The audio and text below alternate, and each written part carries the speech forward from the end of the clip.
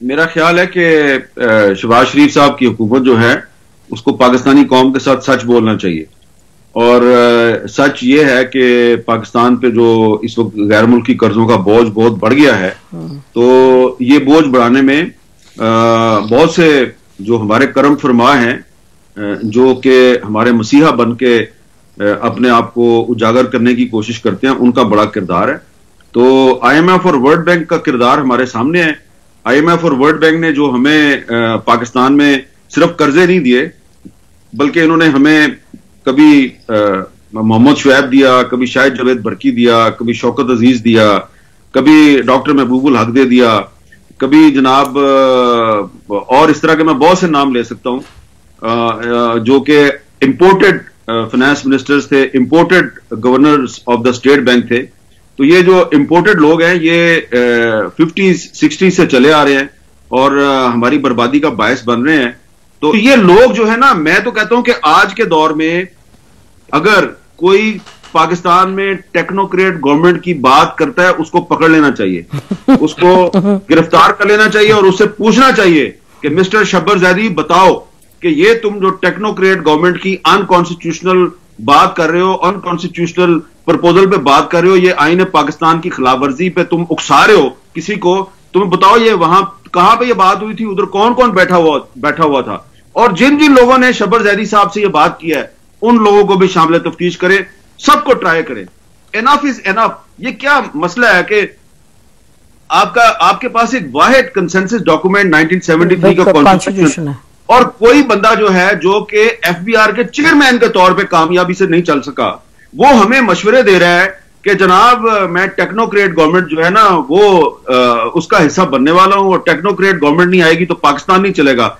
और भाई तुम्हारे अयूब खान के जमाने से इंपोर्ट करते रहे हैं टेक्नोक्रेट्स को, कभी वजीर खजाना इंपोर्ट किया, कभी स्टेट बैंक का गवर्नर इंपोर्ट किया, कुछ भी नहीं कर सके। आपने पाकिस्तान को बर्बाद किया है कि आप इनसे जो लेते हैं ना $1 अरब का कर्जा, तो वापस आप इनको कम से कम $2 से $2.5 अरब वापस करते हैं, और ये बाकी जो है ना उस पर पाकिस्तान की जो गरीब कौम है, ये $1 अरब के इवेज इनको कम से कम $1.5 अरब का जो है सूद वो भी इनको अदा करती है। और जब फिर हमसे वो सूद अदा नहीं होता, फिर हमें ये और शरायत में फंसा लेते हैं। तो ये जो है ना, ये एक पुराने जमाने के जो साहूकार होते थे ना, जो गरीबों को लूटते थे, तो ये जो आलमी मालियाती इदारे हैं, ये लूट मार का एक इंटरनेशनल नेटवर्क है।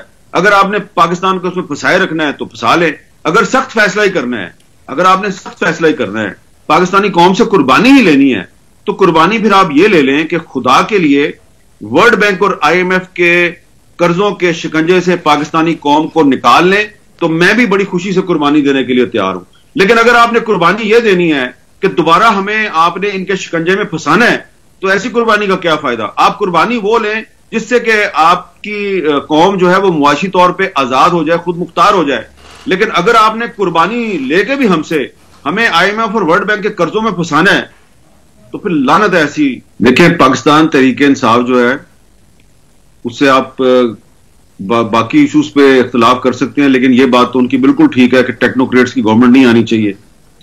मुस्लिम लीग नून की जो लीडरशिप है, उनमें से बहुत से लोगों से मैंने बात की है, वो भी इसके हक में नहीं है। पीपल्स पार्टी वाले भी इसके हक में नहीं है, JUI वाले भी इसके हक में नहीं है। तो तमाम पॉलिटिकल पार्टीज जो हैं वो टेक्नोक्रेट्स की गवर्नमेंट के खिलाफ हैं। अब प्रॉब्लम क्या है? प्रॉब्लम यह है कि शब्बर जैदी साहब जो हैं, मैं उनको ज्यादा जानता नहीं हूं, लेकिन वो अगर कह रहे हैं जी कि टेक्नोक्रेट्स की गवर्नमेंट आएगी और वो मसले हल करेगी, और वो जो IMF की जो कंडीशनैलिटीज हैं, जो शराइत हैं, उस पर सिर्फ एक टेक्नोक्रेट्स की गवर्नमेंट ही अमल कर सकती है, तो क्या बहुत जरूरी है IMF की शराइत पे अमल दरामद करना? इतना जरूरी है? ये इतना जरूरी तो नहीं है। अगर शब्बर जैदी साहब को टेक्नोक्रेट्स इतना ही पसंद है, तो एक टेक्नोक्रेट कराची में बैठी हुई है, बहुत वेल नोन इकोनॉमिस्ट हैं, डॉक्टर शाहिदा वजारत। उन्होंने IMF की पॉलिसीज के बारे में एक किताब लिखी है।